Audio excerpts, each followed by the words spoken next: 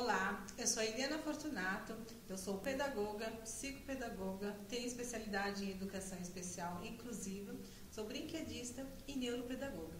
E hoje nós vamos falar um pouquinho sobre a importância do lúdico e da educação emocional no processo de aprendizagem.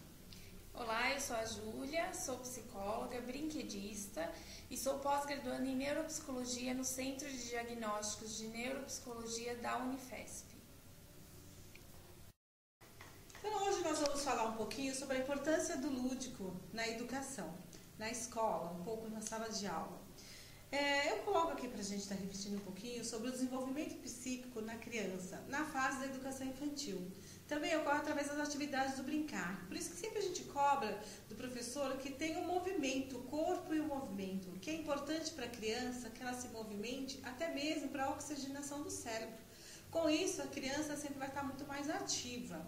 Quando a gente fala, essa criança não presta atenção, né? Então a gente sempre tem que estar focando o quê? Um jogo, um movimento, brincar, uma bola, o correr, o subir, o descer. Isso é muito importante para que a criança desenvolva cada vez mais essas atividades.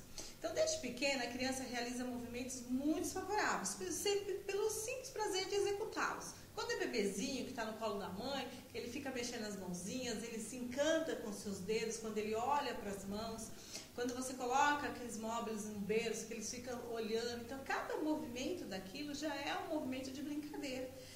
Quando está muito próximo, que você conhece aquela criança, ou até mesmo o professor que conhece o seu próprio aluno no berçário, numa creche, ele consegue saber, olha, ele está brincando com os dedos, olha, ele está olhando para o pezinho, olha, ele adora esse bonequinho, né? Porque ele já começa a criar várias atividades para ele mesmo, né?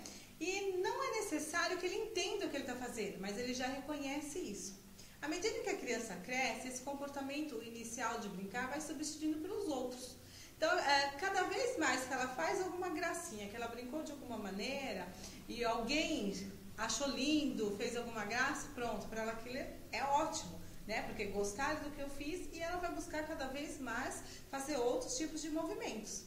Então, ela precisa disso, esse estímulo. Então, quanto mais a gente estimula, ai, que lindo sua mãozinha, olha que lindo seu pezinho, então ela vai fazer mais graça. Quando a criança já está engatinhando, a gente sempre joga um brinquedo longe, uma bola, um carrinho, a boneca, para que ele vá até o brinquedo, né? Então, que ele engatinhe, que ele comece a andar, que ele se movimente até aquela atividade. Porque você fala, nossa, eu tenho 10 bolas, mas ele gosta sempre daquela. Então, desde que o bebezinho nasceu, já está sentando, já está engatinhando, a gente já pode começar a dar todos os estímulos, principalmente nessa fase do berço, né? E deixar que ele realmente se movimente, que ele brinque, que ele crie. Quando começa dessa fase e ele é respeitado essa fase do desenvolvimento infantil, a criança quando está com os 4, 5, ele já tem muita criatividade, porque ele já sabe inventar e ninguém proibiu dele inventar. Às vezes a gente erra um pouquinho quando a gente fala, não faz isso, não mexe nisso, não pode, né? Você tem que ver até onde a criança vai.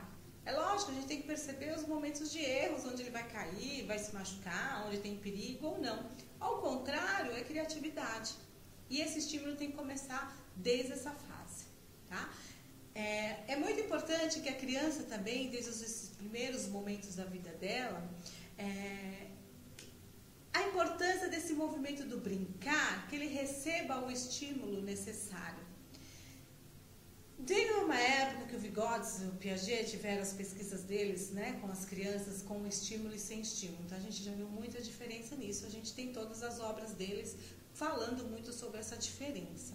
E hoje a gente vê que isso também, principalmente agora, esse momento que nós estamos vivendo, com a questão da informática, do tablet, do celular, bebezinho já com o dedinho, olhando, jogando, vendo imagens, está faltando corpo, está faltando movimento. As creches, a educação infantil estão ótimas, né? Quando a gente fala nessa questão do trabalho do brincar. E a gente precisa deixar a criança explorar, compreender as coisas que cercam ao seu lado, né? Deixar esse campo amplo para ele.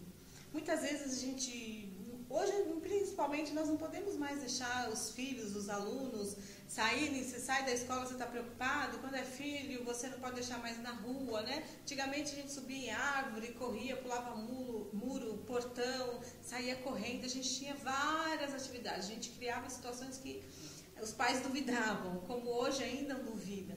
E hoje as crianças estão muito paradas, né? E isso acarreta muito aonde? Na sala de aula, né? Onde a gente vê as letras hoje.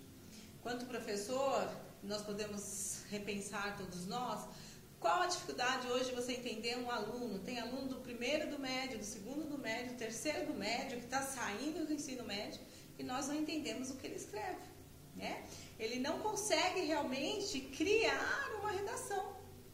A gente vê algumas questões do Enem que publicam aí, que falam das questões de redação, como está pobre o pensamento desse aluno, né? Essa criatividade de se colocar esse pensamento no papel, né? Por que ele não pensa, ele não se movimenta, o oxigênio não vai, não circula, né? O oxigênio tem que circular dentro da gente. Isso não chegando no cérebro da criança, ele não tem criatividade. Então a gente precisa deixar que ele explore. Quando você dá uma imagem para um aluno e você pede para ele, me descreva o que você está vendo nessa imagem, simplesmente ele fala, é o cachorro, é o gato, é o papagaio, é uma árvore, só isso, né? E ele não tem a criatividade de colocar o nome no cachorro, o nome no papagaio. Às vezes quando eu tenho mesmo questiono algum paciente, eu falo assim, tá, você tem cachorro? Tem. Como chama? Ah, meu cachorro chama Toque, tá. E esse cachorro? Cachorro? Não. A gente pode dar um nome. Então, assim, ele não consegue ampliar essa linha de pensamento. Então, esse estímulo é muito importante, por mais que nós somos muito cobrados em questão de alfabetização, mas se a gente conseguisse tirar 10, 15 minutos todos os dias para um tipo de jogo, de uma atividade, que seja em sala de aula, para fazer com que essa criança se concentre, que essa criança realmente se movimente. Se você perguntar para um aluno qual a melhor aula dele na escola, é a educação física, né? E a gente pergunta por que a educação física, né? Porque eu estou fora da sala, eu vou respirar e eu vou correr, né? A educação física, para eles, se eles puderem correr o dia inteiro, está ótimo, mas ele precisa desse movimento. A estimulação é de toda forma de agir, tanto do adulto, né? Principalmente no que favorece a comunicação e a expressão da criança. Então, nós adultos somos responsáveis por isso. A criança, ela vai inventar qualquer tipo de brincadeira pelo simples prazer do brincar. Não que ela tenha noção, eu vou fazer isso para isso, né? Você vê uma criança de 2 anos, 3 anos, ela pega uma cadeira e vai empurrando. Virou um carro. Mas se a gente tiver um adulto, ele vai descer a escada e vai se machucar. Então, a gente sempre tem que estar próximo, estimular um meio para que ele crie aquela atividade, para que aquilo cresça de estímulo para ele. E as questões hoje que a gente tem que buscar muito para escolas, para educação infantil, para o Fundamental 1, eu falo até o Fundamental 2, porque eles ainda não deixam de ser bebeduzões, né? Por mais que eles reclamam que não quer brincar, que não quer, mas na hora que você senta e começa, todo mundo adora. A brincadeira é muito importante para a criança, pois brincando ela também tem a oportunidade de desenvolver, de experimentar, de inventar, né? De criar as coisas, criar a curiosidade do mundo. Isso é muito interessante para que ele possa realmente criar, inventar uma situação, e que foi eu que fiz, né? Quando eles mostram pra gente na sala de aula, olha pro que eu fiz, que você fala, nossa, ficou lindo, que legal, nossa, daqui a pouco vem 10 vezes para mostrar que ele colocou um rabisco a mais ou a menos, né? Mas é importante porque alguém gostou do que eu fiz. O brinquedo ajuda a criança a desenvolver a comunicação, né? O pensamento, se concentrar. A gente fala muito da criança com déficit de atenção. Hoje é rótulo, né? Déficit de atenção. Tudo tem déficit de atenção. Se a gente senta com a criança num jogo, ninguém quer perder. Todo mundo quer ganhar. Então, para eu ganhar, eu tenho que focar. Eu tenho que prestar atenção no que eu estou fazendo. Porque o outro amigo está atento. E fazendo isso, a criança se concentra muito. Ele presta atenção. Às vezes os pais chegam no consultório e falam assim, mas ele não sabe fazer lição, na escola ele não vai. Mas pega um tablet, pega um joguinho e ele passa o dia. Por quê? O desafio, né?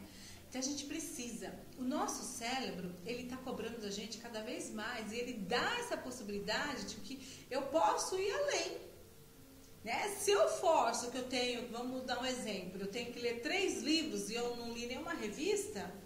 Se eu começar a ler um livro, começar a ler o outro, daqui a pouco eu quero ler mais, eu não vou parar de ler. Porque meu cérebro já aceitou, ele falou, nossa, que legal, eu gostei disso. Então ele vai te estimular cada vez mais. E se você parar num consultório dentário, num médico, você vai estar lendo bula de remédio, mas você vai estar lendo alguma coisa. Porque o teu cérebro automaticamente ele vai te cobrar isso. Olha, leia, Eliana. Você precisa ler, você não pode parar. E a criança é a mesma coisa. Só que muitas vezes a gente cobra a criança para que ele leia um livro, para que ele faça a lição, para que ele decore a tabuada, né? Para que ele faça N situações. Se eu entrar com o lúdico nesse meio, é outra situação. Por que as crianças realmente adoram o material dourado? É muito mais gostoso eu trabalhar com material dourado do que eu ficar lá fazendo vários tipos de tabuada, tentando descobrir os números. Eu entro com material dourado, eu entro com um palito de sorvete, eu entro com caneta, seja o objeto que for, fica mais gostoso. Eu aprendi e eu entendi. Isso é importante, eu tenho que aprender e eu tenho que entender o que eu estou aprendendo. Que não adianta só eu aprender, daqui a pouco, a professora explicou sim, eu sei. Daqui a pouco sozinha eu não entendi nada. É a única coisa que eles olham pra gente e falam, eu não entendi, eu não sei. Né? E o lúdico traz isso, porque a partir do momento que a gente tem algo material, que eu vou ter contato, que eu tenho tato com isso, eu não vou esquecer. Eu sei que a professora aquele dia deu aquilo pra gente pintar. Né? Antigamente a gente trabalhava muito com material dourado, com os palitos de sorvete, a gente pintava, vamos pintar 10 palitos de sorvete vermelho, 10 amarelo. Então ninguém esquecia. É indispensável para a criança brincar até mesmo para a saúde. No entanto, hoje a gente tem os terapeutas nas áreas hospitalares infantis, né? Porque esse lúdico precisa. Né? A criança que brinca, que joga, que pensa, que raciocina, que cria esse pensamento, essa concentração, ela tem saúde. Né? A doença acaba aliviando um pouco para quem tem já um quadro diagnosticado. Né? E as crianças que estão na escola, a gente sabe que quanto mais o brincar, mais ele se desenvolver, menos doença vai ter. Então a saúde da criança realmente melhora muito isso. Tá? Além da saúde, a gente cria o quê? Estimula a inteligência, a fazer com que essa criança solte a imaginação. Eu lembro de um momento que uma vez uma professora falou assim, quanto mais eu elogio uma criança, mais inteligente ela fica. Isso marcou muito para mim e eu sempre fico percebendo isso. E é verdade, quanto mais a gente elogia, mais eu quero fazer melhor, porque já que eu ganhei um carimbo, que eu ganhei um parabéns, amanhã eu vou ganhar 2, né? E nós buscamos esse estímulo também, porque nós, quanto adultos, a gente também quer ser valorizado. Né? Mesmo em casa com o marido ou no trabalho, eu quero que o meu chefe olhe e fale, nossa, que legal que você fez, Eliana. Né? Eu quero que meu marido olhe e fale, nossa, que linda que você está, ou que janta gostosa que você fez. Então, assim, se eu ganhei um elogio na minha janta hoje, amanhã eu já capricho, vou botar uma florzinha na mesa. Né? Então, mas eu preciso desse estímulo. A criança não é diferente, ela precisa disso. Quanto mais elogio ela tiver, mais atenção, mais foco ela tiver com o que ela fez de atividades, com certeza ela vai estar sempre focando, sempre cada vez buscando ser melhor. Né? E essa inteligência que a gente sempre busca, a gente sempre vai adquirir porque eu estimulei para isso. Além disso, quando a atividade é agradável, a criança ela fica calma e relaxada. Né? Porque é maravilhoso a gente fazer algo que a gente gosta. Vamos jogar Uno, que todo mundo adora o Uno hoje? Ai, que delícia. Pronto, acalmou, relaxou. Então, eu posso sentar e vou jogar o Uno porque é prazeroso, é gostoso. Né? É importante também a gente respeitar a iniciativa da criança, né? O seu ritmo, o seu momento. Por quê? Às vezes o professor, a gente tem que pensar na sala num todo. Então, a partir do momento que eu coloco que hoje nós vamos jogar bola, às vezes tem aqueles 2, 3 ou aquelas meninas que não querem jogar bola. Então a gente tem que ter o combinado. Hoje nós vamos jogar bola, mas amanhã X situação. Ou nós vamos ter 2 momentos. Então nós vamos jogar bola agora 10 minutos e 10 minutos de amarelinha. Né? Tô chutando um exemplo. Por quê? Aquilo que é mais fácil para mim, eu sempre vou querer fazer. Né? Aquilo que para mim é mais difícil, eu não vou querer porque alguém pode rir e eu vou ser criticada e vou ser cobrada por isso. E às vezes a gente, sem perceber, a gente cobra isso do aluno, né? A gente coloca o aluno nessa situação. Não, nós vamos fazer isso, né? A gente coloca os filhos da gente nessa situação. E assim, pra mim isso é muito difícil, né? A maioria das crianças gostam de bola, mas eu já vivenciei crianças que têm medo da bola. Que quando a bola vem, se apavora e treme. Então assim, então nós vamos jogar bola? Né? Então eu tenho que respeitar esse momento dele também. Né? O adulto, ele pode sugerir, estimular, motivar, explicar sem impor as formas de agir. Então a gente tem que ir de uma maneira muito tranquila, muito gostosa, sem a gente impor. Não, hoje vai ser isso, isso e pronto, acabou. Não é por aí, né? A gente tem que saber respeitar esse momento. E respeitar mesmo, ouvir a opinião. Por que você não quer brincar com a bola? O que você não acha legal da bola? Colocar isso para que a criança realmente ele saiba e perceba, né? E o adulto vai perceber, nossa, é verdade, olha, ele tem medo disso, então não é legal colocar porque eu vou expor, né? Mas vamos trabalhando isso pouco a pouco, né? Pode-se ensinar a criança também a usar os brinquedos e para que ele possa entender a melhor técnica do brinquedo, né? Descobrir inovando. Às vezes a gente, por exemplo, o Uno hoje virou um jogo muito gostoso, por quê? Automaticamente as crianças inventam várias regras do Uno, né? Então o Uno vem na caixinha uma regra, mas hoje, se a gente perceber, tem vários tipos de formas de jogar o Uno. Isso é muito gostoso para a criança e ele tem adorado, né? Ele tem participado muito com isso.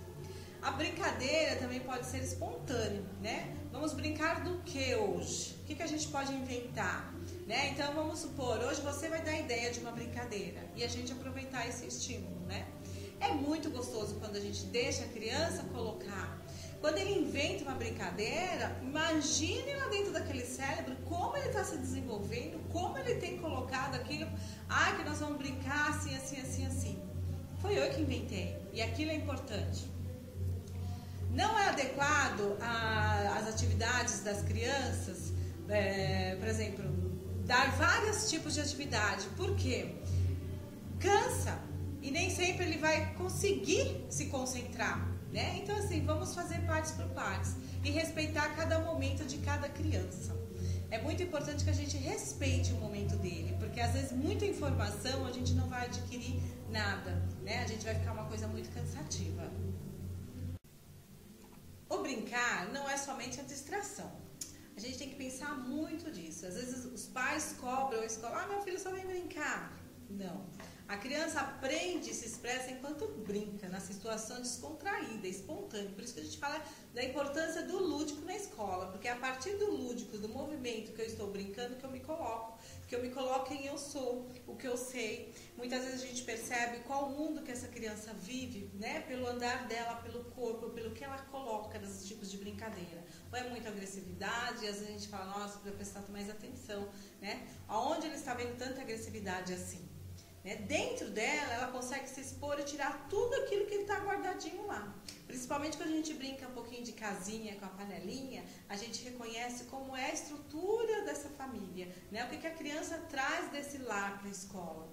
Um pouco de agressividade, né? Eu tive um momento que um menino, as crianças brincando de casinha, e um menininho ele ia ser o papai. E a menininha fez lá a comidinha com areia, amassou toda a folhinha, fez um monte, arrumou toda a mesinha. Aí ele chega com a bolsinha, ele derrubou toda a mesa, jogou toda a comida fora, né? E ele andava tropeçando. E ela ficou brava, brigou, chamou todo mundo, o professor, ele não sabe brincar, não vai brincar mais. E com isso a gente conseguiu tirar o quê? Que a casa dele, ele mesmo se colocou, né, nas expressões, que o pai chegava bêbado, alcoolizado e derrubava toda a comida. E que todo mundo ficava sem comida.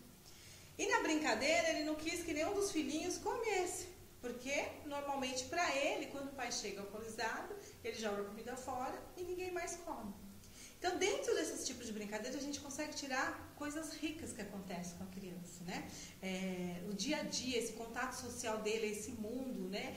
Qual meio que esse aluno meu está, né? Por isso que a gente sempre fala, deixa a criança brincar espontânea, sem a gente ficar cobrando uma atitude. Na brincadeira, a gente não tem que falar, você tem que ser assim. Ele tem que ser o que ele vai ser na situação dele. E ele vai fazer o papel dele. Não como eu quero que ele seja, mas da forma que ele reconhece. Com essa personalidade, né? E a melhor maneira dele se comunicar, porque a gente tem que aprender a ouvir o que eles estão fazendo na brincadeira. Por que ele está sendo assim? Por que ele está fazendo de outro jeito? É importante que a gente ouça isso. Nessa situação que eu vivenciei, se a gente não tivesse ouvido ele colocar que o pai dele chegava e agia daquela maneira, todo mundo realmente, é normal do professor dar bronca, você vai sentar, você vai pensar na sua atitude e você não vai brincar mais, né? Isso é o normal que a gente faz. Mas a gente tem que perguntar, né? E naquele momento a gente deu sorte, porque tinha várias pessoas por perto e a gente logo, opa, vamos intervir, vamos saber o que aconteceu. Então a gente conseguiu sentir isso. Então, o aluno nosso, que ele é agressivo na sala, que ele briga, que ele xinga, que ele apronta, que qualquer um que passa perto dele, ele já está lá dando um soco, está chutando, está beliscando. Se a gente tivesse tempo de ouvir um pouquinho, ou no lúdico, numa brincadeira, a gente perceber o que está acontecendo com essa criança, a gente descobre bastante coisa. Brincando, a criança, sem perceber, desenvolve grandes habilidades, né? E fora outras características necessárias para o seu desenvolvimento. Porque ali, ela é tudo, ela se fantasia, né? A melhor fase da fantasia que as crianças têm, né? Porque eu sou agora o super-homem, o Homem de Ferro, tem tantos outros agora, né? Que senão eu só vou recordar o da minha época, né? Mulher Maravilha, que nem tem mais.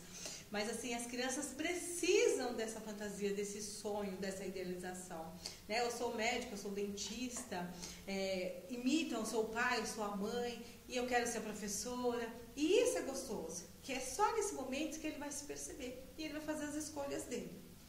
É muito importante que a criança, dê possibilidade de experimentar diversos tipos de brincadeira, bem ou mal sucedida. Por quê? A criança só vai saber se está errado, se não é do lado legal, se não é, se a gente estiver por perto para intervir, né?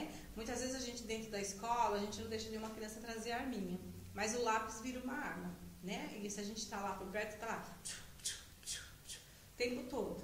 Aí você vai conversar com ele, vai tirar dele, às vezes é os guerreiros deles, né? É uma espada, mas é um momento que a gente consegue intervir, que a gente consegue descobrir o que ele está pensando, por que aquilo? Né? Infelizmente, dependendo dos lugares, do local que nós estamos dando aula, a gente estiver próximo de algum local que as crianças convivem em área de risco, que tem arma, que tem as coisas, eles trazem isso naturalmente. Né? Eu já tive crianças de chegar e falar, não, matar tantos, né? Pode matar. Então, assim, você tem que ir por outro lado e mostrar para ele o que é esse sentido do matar. Né? Então, mas eu tenho que deixar a criança expor aquilo que ele pensa, porque se a gente não deixa ele colocar aquilo que ele está pensando, a fantasia vai criando. E é isso que hoje a gente tem que tomar muito cuidado, né? Os adolescentes que mal falam o que pensam, mas eles estão agindo, porque hoje a gente tem um acesso à internet muito fácil. E com isso, é só eu colocar umas palavrinhas lá e eu consigo descobrir tudo. Né? A gente vê as situações que hoje a gente tem acontecido, explosões em cinema, em supermercado, em estacionamento, né? E na escola que a gente teve, né? As tragédias. Então, tudo isso a gente tem que pensar. Essa criança mal se comunicava, mal alguém ouvia, e muitas vezes, querendo ou não, o professor não tem muito tempo, mas às vezes o aluno tem mais possibilidade de conversar com o professor do que com o pai e a mãe. Dependendo da família, dependendo desse pai e dessa mãe, ele não vai falar nada. E para um professor, muitas vezes ele pode chegar e colocar, né, as ideias, o que ele está pensando. E a gente às vezes não tem esse tempo, porque a gente está tão habituado e preocupado que eu tenho que alfabetizar, que eu tenho que entregar uma grade, e a gente perde umas oportunidades muito gostosas. Por isso que a gente está sempre focando nessa questão de um jogo, de uma brincadeira, do momento da criança expor esse corpo, dela se mexer. Né? Porque com isso a gente consegue intervir. Trabalhar com as figuras femininas e masculinas é maravilhoso, porque a gente consegue sentir o que a criança tem realmente com o sexo oposto. Né? Com esses tipos de brincadeira, a gente já descobriu várias situações, mesmo dentro da escola, do abuso. Né? Ela não pode ver uma figura masculina, não quer ficar perto de nenhum menino, o que tem acontecido? Ou vice-versa, de uma menina, o que tem acontecido? Às vezes a gente acha que eu não quero ser menino, não quero ser menino. Não, não é por isso. Né? O que essa figura te representa? Agora eu vou ser o papai e eu sou menina. Né? Como que eu vou representar esse papai? Como que eu vou representar a mamãe? É importante que eu me veja nesse papel, para que nós, profissionais, professores, a gente consiga perceber como esse aluno está vendo esse mundo. Qual a figura dessa mãe que ele tem? Qual a figura desse pai?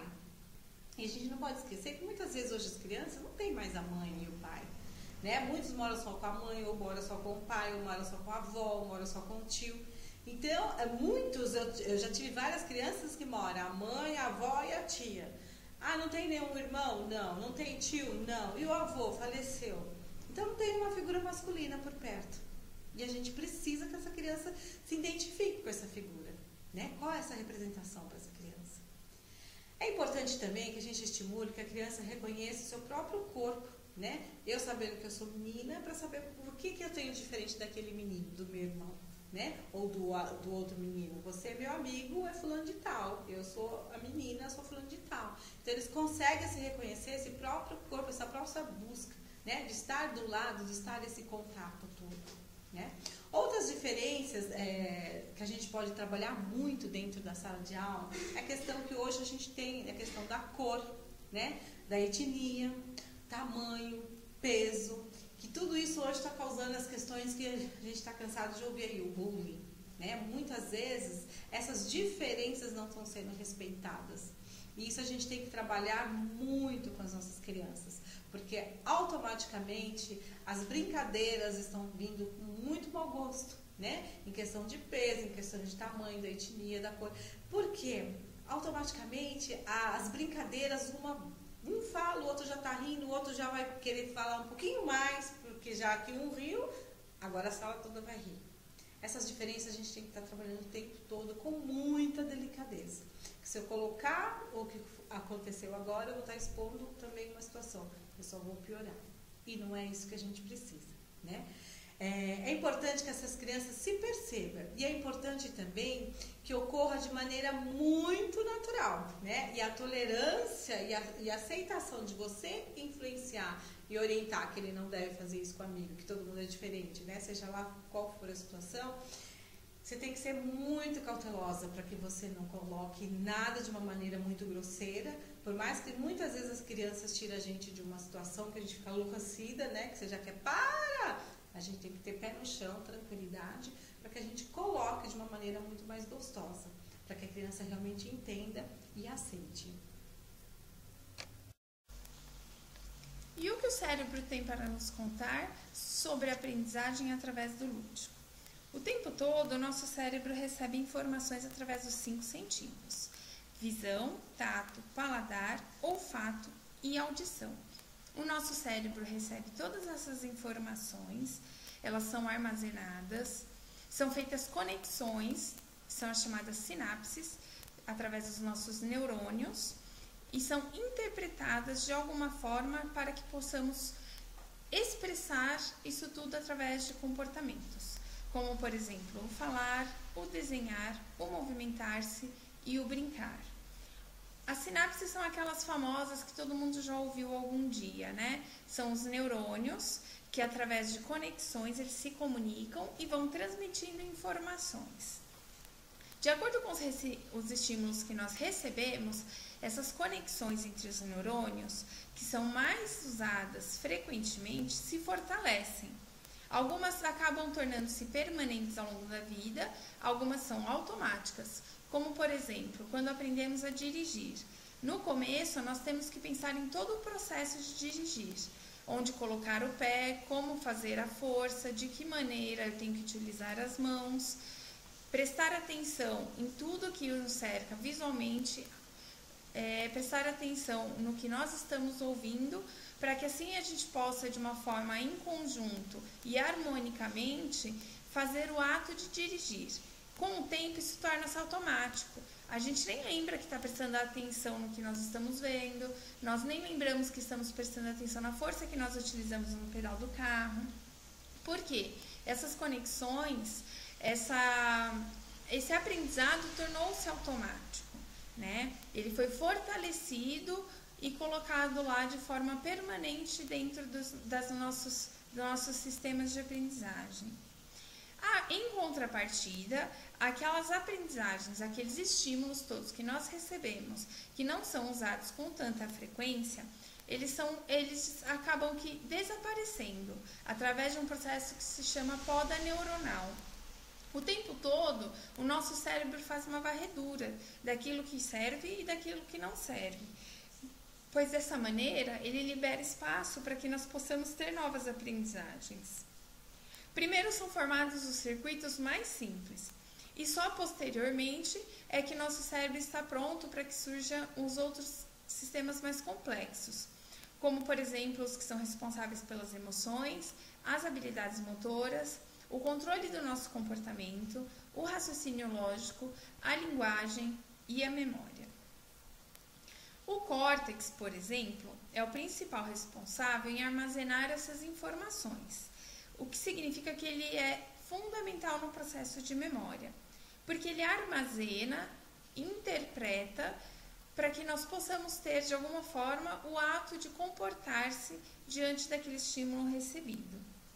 Em outras regiões, como por exemplo o hipocampo e a amígdala, são responsáveis pelo aprendizado, a atenção e a concentração.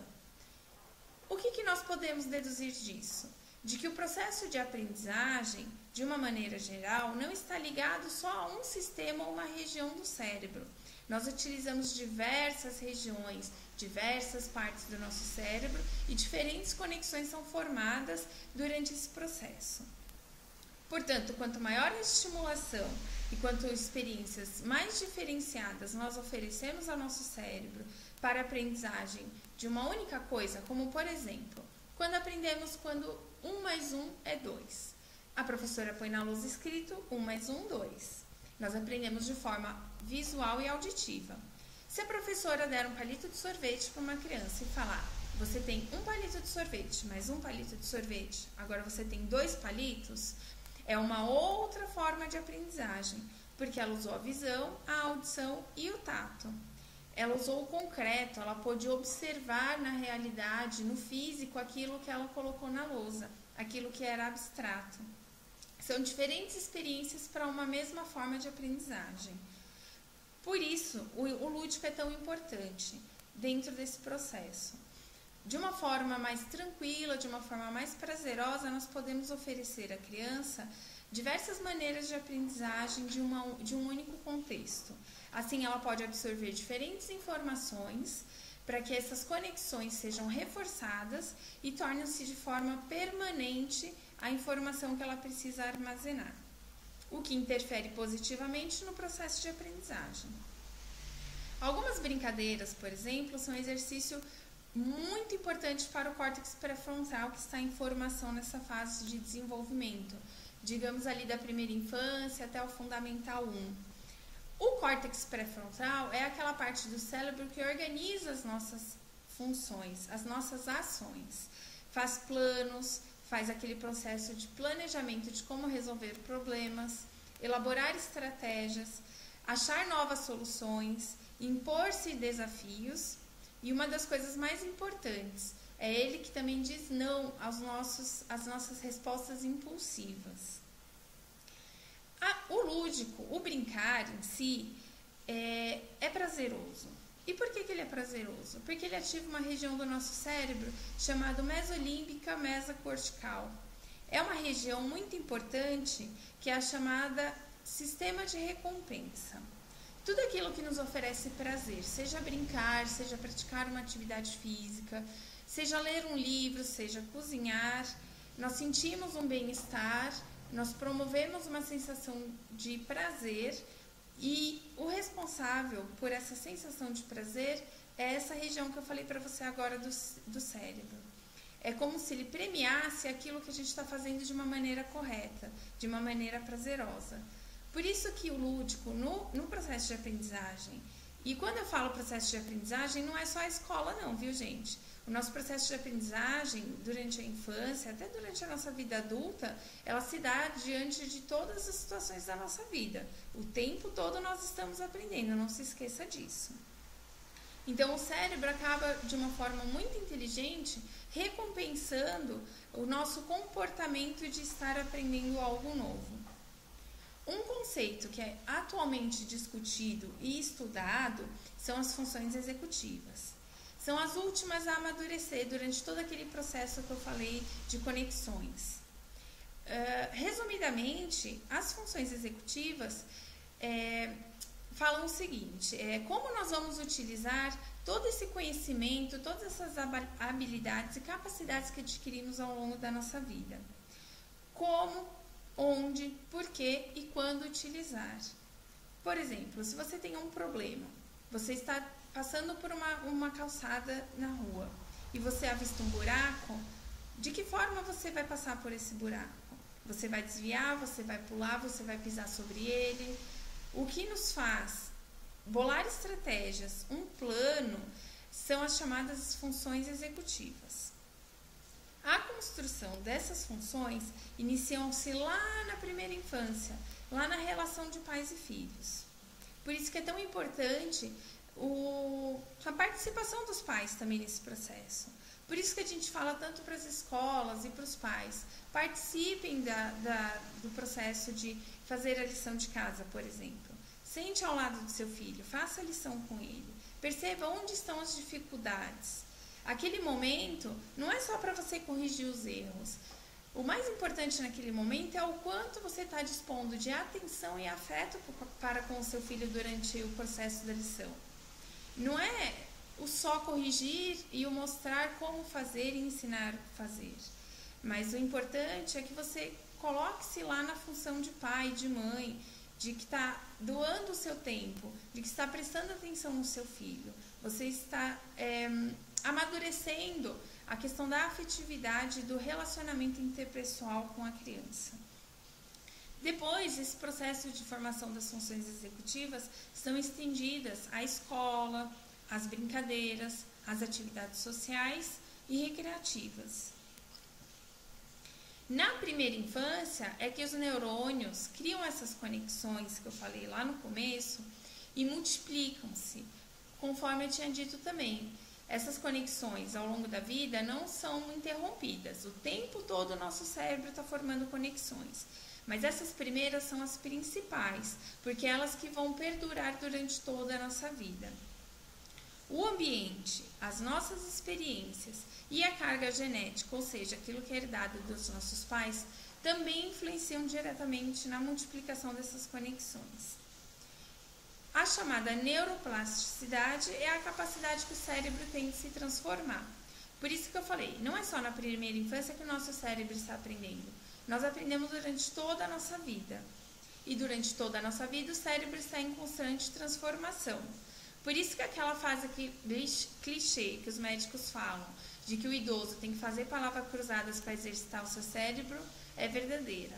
Porque fazendo assim, as conexões, por mais que elas não estejam tão ativas e tão capazes de formar novas, pelo menos você consegue fazer com que aquelas que estão lá pratiquem e não se atrofiem, que elas não se degenerem, que elas não se degradem, que elas não sumam. É importante que constantemente nós exercitamos o nosso cérebro, colocando-se novos desafios para que assim a gente possa ter novas metas e aprendizagem. Quanto mais você aprende e mais desenvolve o seu cérebro, é melhor para você. Para a criança, isso é feito através do processo de aprendizagem e, por que não falar, através do processo do brincar. É no brincar que ela experiencia diferentes formas de conhecer a vida, de ser e de adquirir novas capacidades. Por isso, podemos falar que o lúdico influencia numa série de outras situações que eu vou linkar agora. Então, não é só naquele processo de aprendizagem escolar, de leitura e de escrita. A criança, através do brincar, ela aprende a ser, ela aprende quem é ela no mundo, onde ela se posiciona, qual é a função dela. Ela é filha, ela é aluna, ela desenvolve-se fisicamente e psiquicamente. O brincar também, por que não dizer que é um exercício físico, é um gasto de energia necessário que a criança tem. O pular corda, o correr, o jogar bola. No brincar, ela também aprende a desenvolver novas capacidades e habilidades sociais e a conviver com essas habilidades. Ela se conhece e conhece o outro. É através do outro que nós observamos e aprendemos algumas coisas, para que depois sejam internalizadas dentro de nós. É através do lúdico também que ela aprende a enfrentar seus medos. Por exemplo, quando nós vamos brincar de cabra cega, vendar os olhos. Nem todo mundo se sente seguro com isso. E aí a criança aprende a enfrentar o medo dela de ficar com os olhos fechados. A lidar com frustrações. Nem toda brincadeira é uma brincadeira de sucesso. Se você está brincando de bobinho, por exemplo, e você é o bobinho que está lá no centro da roda, que você tem que pegar a bola, você tem que saber lidar com aquele momento em que você não conseguiu pegar a bola. Que num próximo momento pode ser que você esteja lá no lugar do outro e que o outro pode ser o bobinho da vez. Ela impõe novos desafios. Então ela pode pensar, dessa vez eu não peguei a bola, mas a próxima vez eu vou conseguir. Por que não? A conquistar a autonomia. É brincando que ela aprende a amarrar um sapato, é brincando que ela aprende um dia que ela pode ir ao mercado, à padaria, a fazer a feira, a escovar os dentes. Ela descobre também quais são essas capacidades e as suas limitações, porque é importante a gente saber até onde nós conseguimos, para que assim a gente possa transpor nossas barreiras, planejar novas metas, como enfrentar essas dificuldades que eu tenho e essas limitações. Aprende quais são as figuras sociais, qual é o papel do pai, da mãe, da professora, do médico, e assim ela vai aprendendo de formas diferentes quais são as funções e as figuras sociais que nós temos em nossa cultura. E a simular situações do cotidiano. Então, brincar de feirinha, brincar de escola, brincar de ir ao médico, brincar de levar o cachorro para passear.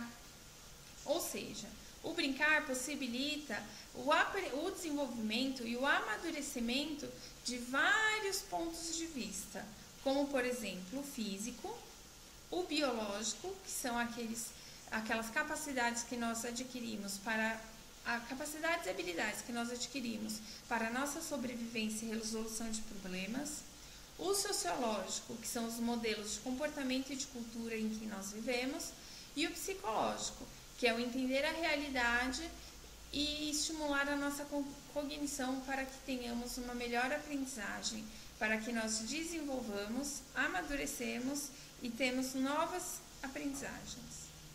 E agora vamos falar um pouquinho sobre o papel do professor no processo pedagógico, né? Nesse processo do lúdico, onde entra o professor nessa questão do lúdico?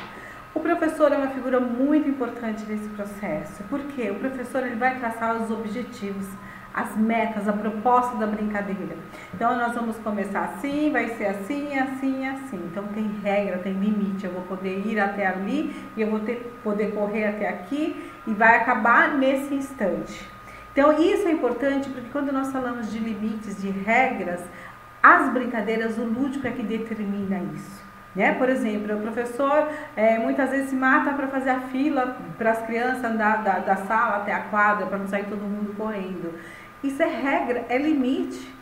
E com isso, automaticamente, eles vão adquirindo para eles, né, esse conhecimento, essa prática do dia a dia.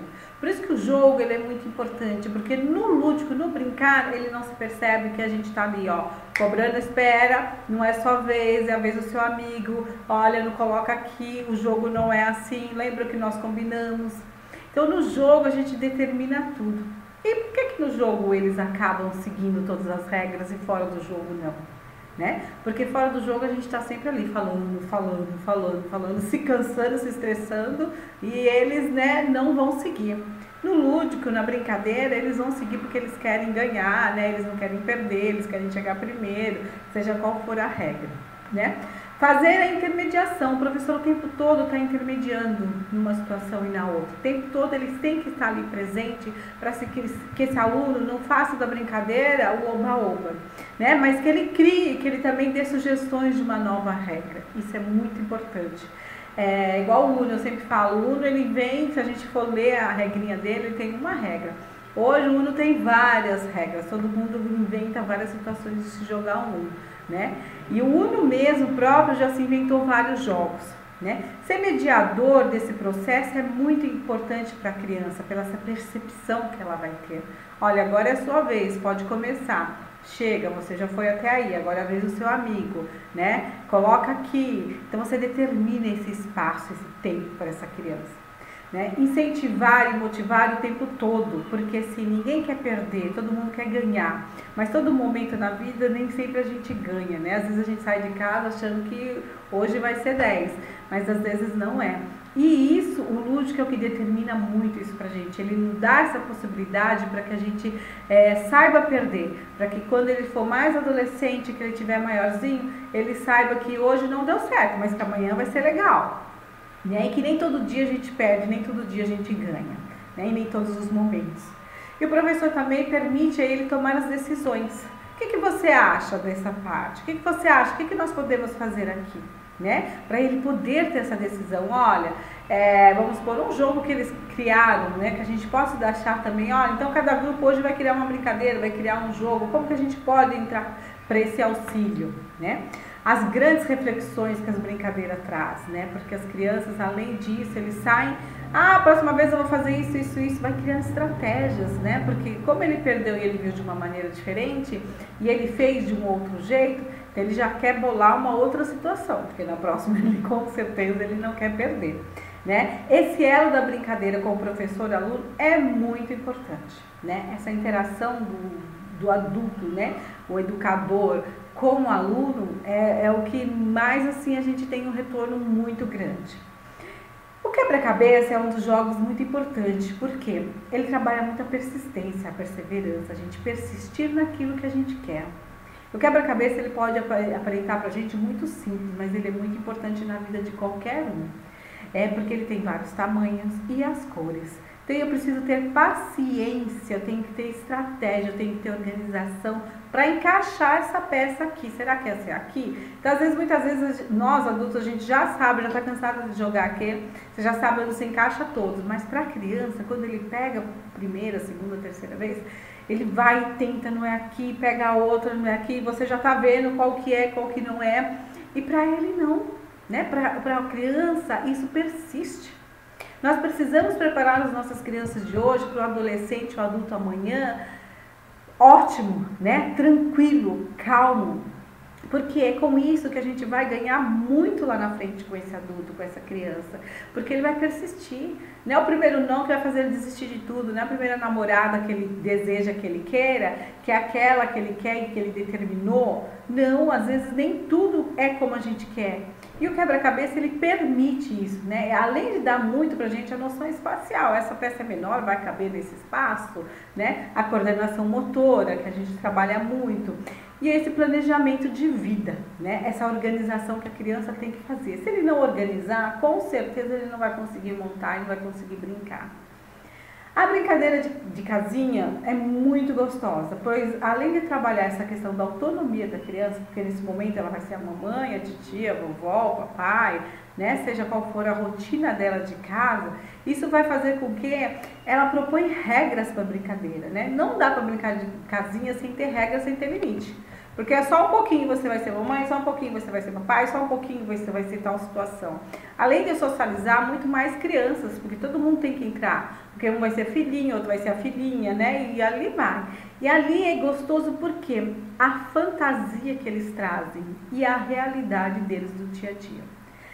A gente tem que ficar sempre atenta, porque brincando de casinha a gente percebe qual a vivência dessa criança dentro da casa dela. Né? O que é uma casa para essa criança? Como que essa criança tem vivenciado? Quem são esses pais? Quem são essa família? Eu lembro uma vez numa escola que as crianças estavam brincando de casinha e eu estava conversando com a coordenadora e a professora enquanto eles estavam brincando no tanque de areia. E aí o menino chega tropeçando, né, com uma malinha, e a menininha já tinha feito a comidinha, tal. E ele joga tudo no chão, e bate no filhinho, e grita com ela. E a menina naquela hora teve uma reação, e nós também paramos, porque a gente se assustou da forma que ele entrou na casinha, né? Que era deles, a fantasia deles. E todo mundo olhando, e a menininha se assustou, olhou, ficou nervosa, começou a chorar. Ele não vai mais brincar, olha o que ele fez, não sei o quê. E ele, por si só, também levou um choque, um susto, né? E aí a gente vai depois questionar ele, o que aconteceu, não sei o que. Ele falou, não, tia, o meu pai chega todo dia bêbado. E quando ele chega, a minha mãe já arrumou a comida e ele joga tudo. E aí a gente não come, ele não deixa a gente comer. E aí ele briga, bate na gente. Então ele só representou a cena que ele vê todos os dias na casa dele. né? Então, naquele momento, todo mundo se chocou. Eu falei, gente, tem que, né? Vamos olhar, porque ele tem uma história, a vivência dele, infelizmente, é essa realidade. Então, com isso, a gente conseguiu perceber por causa da agressividade, por que ele era assim na sala, por que ele tratava assim as pessoas. Então, a gente consegue ter esse olhar, né? O lúdico, ele traz essa tranquilidade para que a gente perceba o que tá passando aqui, né? É diferente da gente chamar essa criança para um canto e conversar, olha, como que tá na tua casa? O que seu pai faz? O que sua mãe faz? Não é esse o nosso papel, né? O nosso papel é observar o que a criança tem trazido para nós em sala de aula, o que ele traz para nós em sala de aula, né? Quando a gente fala brincar de escolinha, brincar de escolinha é muito gostoso, eu falo que é muito perigoso, porque eles representam nós, né, professores, né? Quem é a minha professora? Então, eles imitam a gente direitinho. Eu já tive vários de me imitar, de falar alto, de falar com os braços e tal, e a gente acaba dando risada.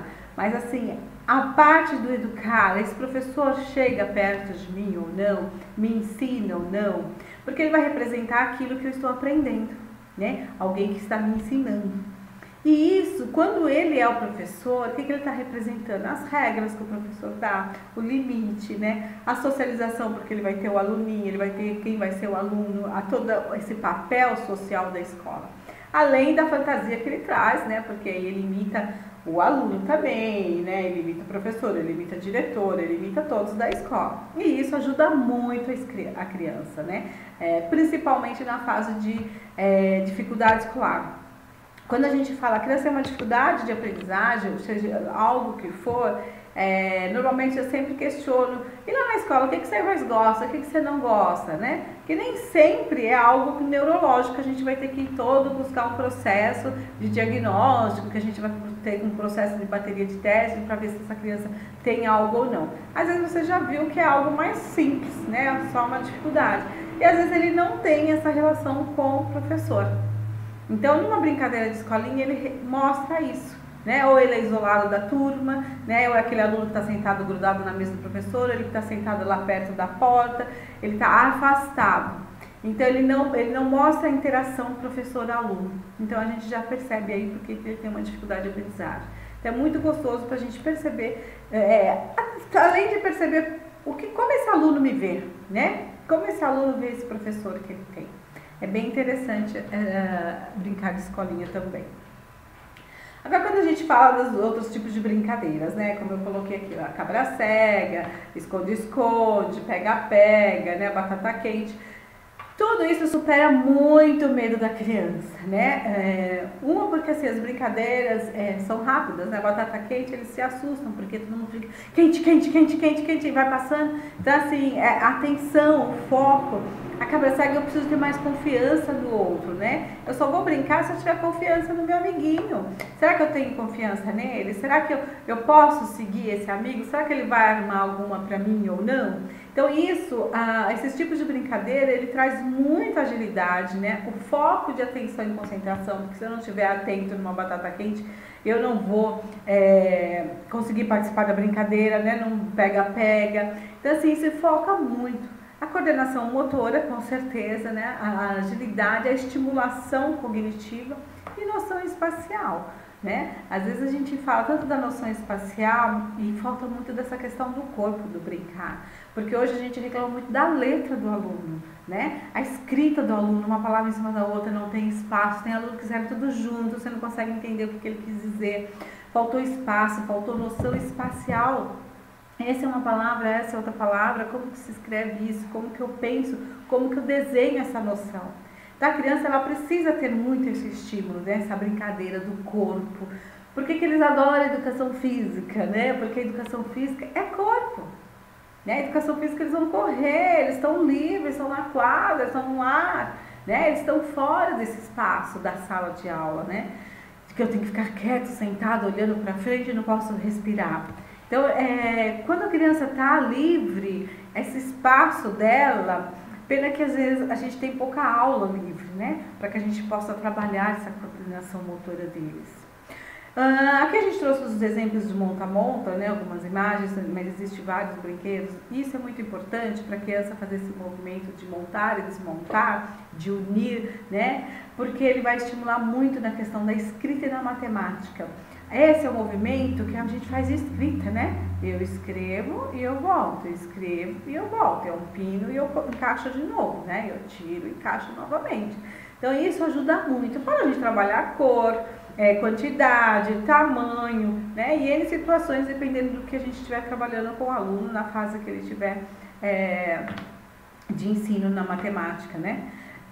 Fora isso, que vai estimular todo esse olhar da coordenação motora também, a criatividade, porque o que nós vamos montar, o que nós vamos criar, concentração, né? Tamanhos, cores, como eu coloquei, as formas geométricas, isso é muito gostoso. Fora que todo mundo adora, né? Brincar com essas maneiras.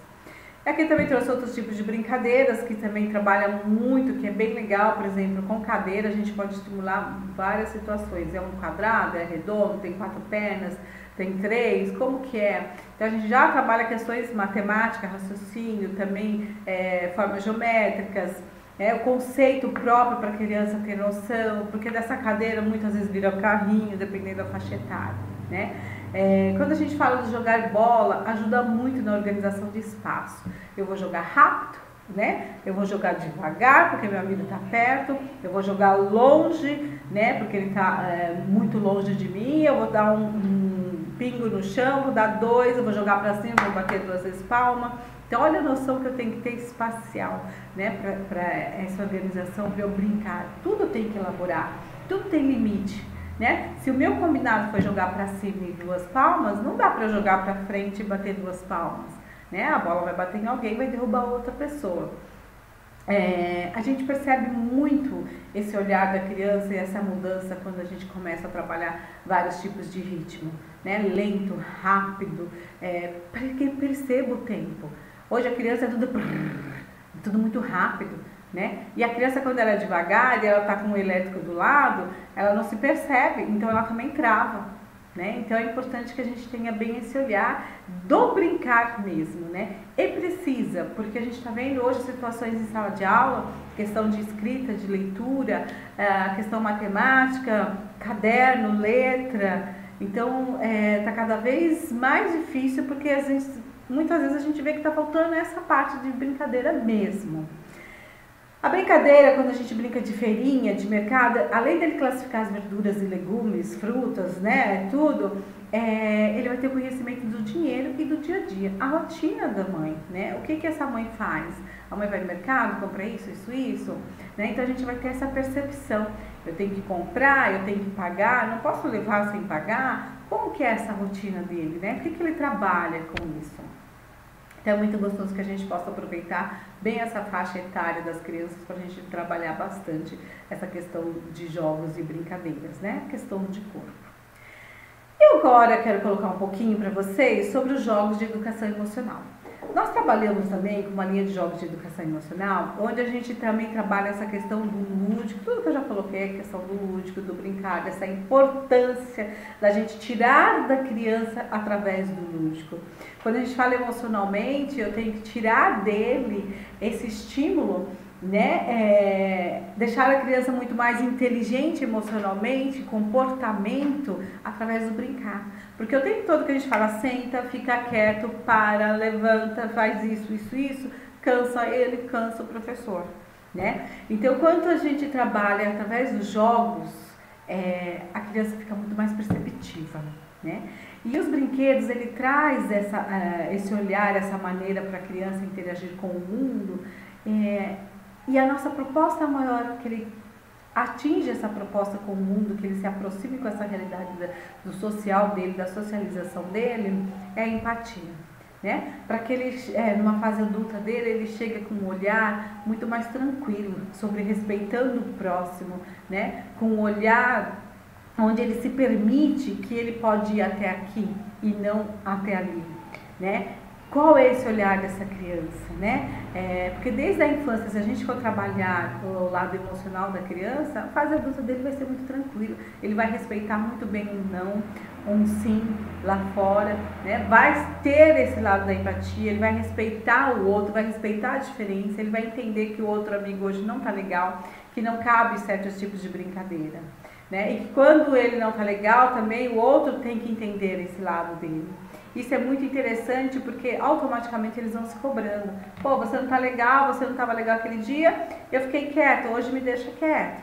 Né? Então, eles vão realmente ter esse autocontrole do temperamento, né? Essa independência, essa solução de problemas interpessoais, que é o que eles precisam, né? Um com o outro. Se resolver a si próprio, porque eu estando bem comigo mesmo é muito mais fácil para eu ajudar alguém. Como eu já coloquei, as crianças quando brincam, ela cria todo aquele processo de imaginário, né? Situações reais, as situações deles que ele traz no dia a dia deles se amplia. E com isso a gente tem colocado tanta descoberta dessa criança, né? Quanto ele se descobre em si, como ele descobre no outro, né? Porque dali ele vai inventar vários tipos de estratégia. Ele pensa num novo olhar, com isso eu posso fazer isso, nossa, eu não tinha pensado, né? Eu posso chegar nesse momento ou não, né? Construir uma situação. Porque assim, muitas vezes a gente passa no dia a dia da gente vários sentimentos, né? Tô triste de manhã, tô alegre à tarde, tô chorando, o que aconteceu? E com isso a gente vê que assim, quanto a criança também se percebe por esse lado, né? E é gostoso quando ele se percebe, porque amanhã ele vai fazer melhor. Opa, não foi legal assim. Então eu vou reconstruir tudo aquilo de novo para produzir algo mais fortalecido. Como eu já coloquei, através do brincar que a criança realmente desenvolve vários tipos de maneira, né, que estimula esses desejos delas, vontade, motivações. A criança motivada, ela vai além, né? A gente precisa o tempo todo estar estimulando esse lado. Olha que legal que você fez, muito bem, parabéns, né? Principalmente quando é criança, que é pequeno, muito obrigada, dá licença, pede licença, agradece que você ganhou. Porque se a gente não ensinar, ele vai crescer e na fase adulta ele vai continuar pegando e vai sair, vai empurrar alguém e não vai pedir licença, porque ninguém nunca me colocou que isso era tão importante para que eu fizesse, né? Além disso, vai desenvolver cada vez mais a sua inteligência e a criatividade, porque quanto mais estímulo eu tiver, mais inteligente eu sou. Por quê? Vamos pensar um pouquinho até em questão de ensino. Quando o professor carimba no meu caderno, que eu fiz bonitinho, nossa, depois eu vou fazer melhor, vou fazer uma florzinha, vou fazer um gatinho, vou fazer qualquer coisa, porque eu já vou receber mais um carimbo e um elogio. E quando a gente fala em educação emocional, é a mesma coisa, né? Se ele fez algo que é correto emocionalmente, pediu licença, obrigada, não brigou, saiu fora de alguma situação, parabéns, é isso mesmo. Você tem que ficar assim, tem que ser assim, tem que ser assim. E elogiar a situação. Porque nós temos o hábito de só falar, olha o que você fez, você derrubou seu amigo, olha o que você fez, não sei o que, vou mandar um bilhete para sua mãe. Quando faz certo, passa, a gente esquece de elogiar. E a gente não pode deixar de elogiar uma criança. Né? Não uma criança, mas principalmente adolescente, a fase adulta, tudo. Nós também exigimos isso do outro, né? Essa atenção. As crianças, além disso, quando a gente trabalha esse lado emocional, o que eles vão estar adquirindo para eles? Uma melhora enorme na aprendizagem. Porque se eu estou bem emocionalmente, eu estou equilibrado, a professora está explicando, eu já entendi. Né? Estimula o desenvolvimento do bem-estar físico dele, tanto psicossocial, familiar, seja lá o grupo social que ele estiver, na igreja, num clube, seja em qual situação. Mas eu estou bem comigo. E se eu estou bem comigo, eu posso chegar numa situação que seja todo mundo chorando, eu posso não rir, mas eu vou manter o meu equilíbrio. Eu vou entender, vou usar a empatia, que eu vou entender o sentimento do outro, o que o outro está passando, mas vou superar tranquilo.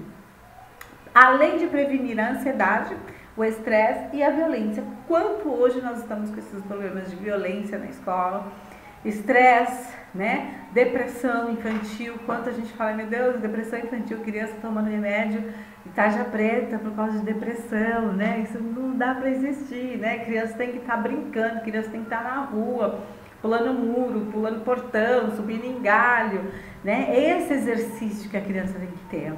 Não é o exercício do tablet, do celular, do dedo, não, né? É o exercício do corpo, do movimento, de criatividade, de pensar. Isso é muito bom.